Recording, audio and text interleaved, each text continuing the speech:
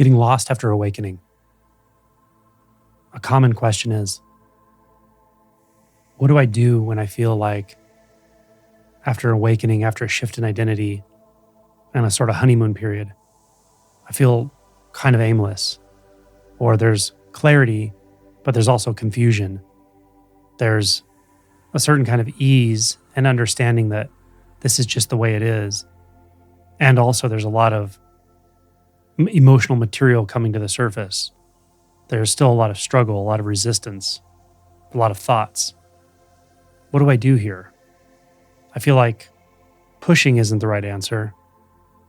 The initial approach to self-inquiry, to the nature of me, what am I, who am I, seems like it did what it needed to do, caused a shift, caused a big transformation in my experience of identity, of the moment, of myself, of reality. But it doesn't seem like asking the same question now has much meaning anymore. So I really don't know what to ask. I don't know how to inquire or whether I should. I hear some teachings that say there's no one there, that any belief that you're going to do anything to bring about some special situation called enlightenment is just delusion, essentially, just more seeking. So maybe that's true. Maybe I don't have to do anything at all. And yet I don't feel good. Some of the time, most of the time, something definitely doesn't feel completed here. It doesn't feel finished. So what do I do? How do I proceed?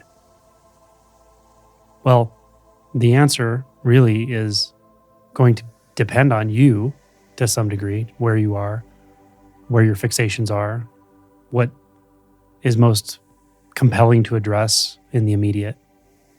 So the first thing I would do is ask yourself, what do I need to address here, now, most immediately? Is it reactivity? Do I feel reactive a lot of the time? Do I feel like I have a lot of anger? I don't know what to do with it, but I know it's there, even if it's repressed or suppressed, coming out in strange ways. Maybe that's what you need to work with or address. Maybe it's guilt. Maybe you have a lot of guilt over something, a specific event, or just a general feeling of guilt. Is that what comes up when you say, what do I need to address? What do I need to feel, touch into? Maybe it's something more practical. Maybe there's some significant change that needs to happen in your life that you've been avoiding, or at least avoiding facing the truth of that. May or may not be the case. Maybe it's practice. Maybe some deep instinct says that a certain kind of practice would be valuable for you, but you have some tendency to avoid it. So maybe that's something to address. Get leverage on yourself. Get a practice partner. Join a group, meditation group. Go to retreats. I'm just throwing out ideas because everybody's a little different, but I do know that you know. At some level, you know. Your instinct can tell you what it is that needs to be addressed now. And in a month from now, you can ask the same question. It may be something different. What really needs to be addressed now? And what needs to be addressed may be a deep letting go, a surrender, a realization that you're not in control in the way you always thought you were. That may be relevant right now. Other times may not be so relevant. It may be avoidant, actually, to tell yourself that, when in reality, there's something you do need to address. And you've had an avoidant tone toward that. So trust yourself. This is the beauty of awakening. We're shown that we can trust our instinct. And most importantly, we understand what our instinct is at this point. Whereas before awakening, we may not have realized that when I say instinct, I don't mean a thought. I don't mean anything conceptual. And if your mind gets hung up on this and says, well, what is not conceptual? Everything's a concept. I'm always thinking, blah, blah, blah, blah, blah. That's usually because you haven't had a shift, right? You haven't had a shift in identity if you don't really get at some level what I'm saying. It doesn't mean you have no thoughts, but it does mean that you know those thoughts aren't defining what you are. Those thoughts are like ghosts, right? Clouds across the sky. They're not defining of reality. They're not defining of your identity. So now you can see through. You can feel through. You can find that intuitive, ineffable something that's right here all the time. And that is your guide. You can trust that. And when you learn to trust that, when you ask these questions, what am I feeling? What am I afraid of feeling right now? You're asking them of this ineffable truth that you've realized. You're asking them from this ineffable truth that you've realized. Of course, it's your true nature. And also, your true nature is the relative suffering person, the relative person with repressed emotions and beliefs and behavior patterns. All of that is just as much the absolute as the absolute. The absolute is the relative is the absolute. Form is emptiness, and emptiness is form. You'll never know the deeper meaning of that unless you do the work in the relative. And you're called to do a good amount of work in the relative after awakening. Everybody is. No exceptions that I know of. What does the work look like? Well, it can look like working with a non-dual facilitator. It can look like therapy. It can look like circling. It can look like TRE.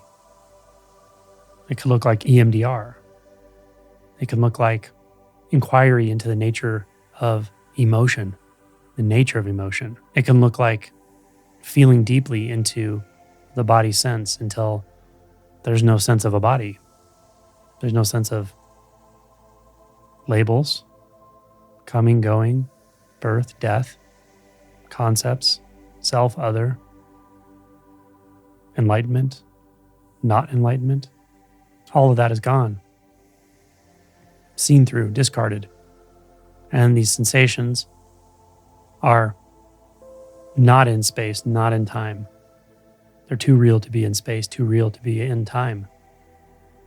This exploration, it's available to you. All of these explorations are available to you. So, in one sense, after awakening, everything is an exploration. Realize all of it is the Dharma vehicle. Every situation, every sensation, every emotion, every thought, every belief is an entry point.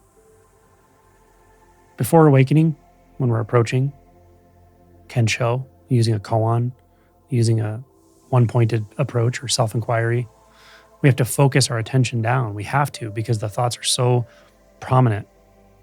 The addiction to thoughts, the identification with thoughts is so strong and ongoing. It has so much momentum. We have to break that momentum with this one way or another with a kind of one-pointed approach. Or a kind of surrender. But the surrender is already happening, so it's not really valuable to talk about it as an approach. It's either there or it's not. But after awakening, we open up such a vast knowing, a vast experience of being, that we now have access to this truth that every iteration of life, every moment, no matter how mundane, how seemingly boring, how seemingly not spiritual it is an entry point. Frustration, impatience, confusion, sadness, grief, laughter, joy, everything, even disassociation.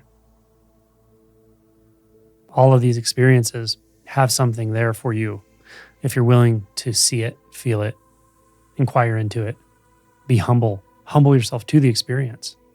Let the experience teach you. All of this is all of life. Everything. It is life showing you where to go next, what to feel next.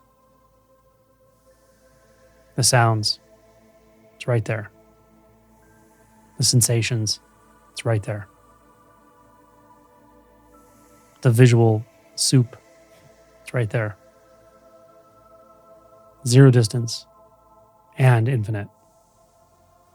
Right now, at this point in time, and also eternal, not subject to time. This is immediately available at all times. These questions I give you, these practical questions like, what do I need to feel right now? What do I need to see? What am I missing? What am I overlooking? What am I afraid to feel? These are just reminders to yourself to look, feel, hear, be open to the answers, be open to what comes up. Trust it all. So, Hopefully, with all of that, you can pick out some threads. But trust your instinct. Trust yourself. That's the key here. Trust yourself beyond how you know yourself. And at this point, you've gone beyond how you know yourself. You know that any idea about yourself, any thought, belief, memory about yourself is not who you are. It's not what you are. It's not what's what. It's not the most primary reality. You know that now. You know that without thoughts, without concepts. So trust it. Trust it to guide you.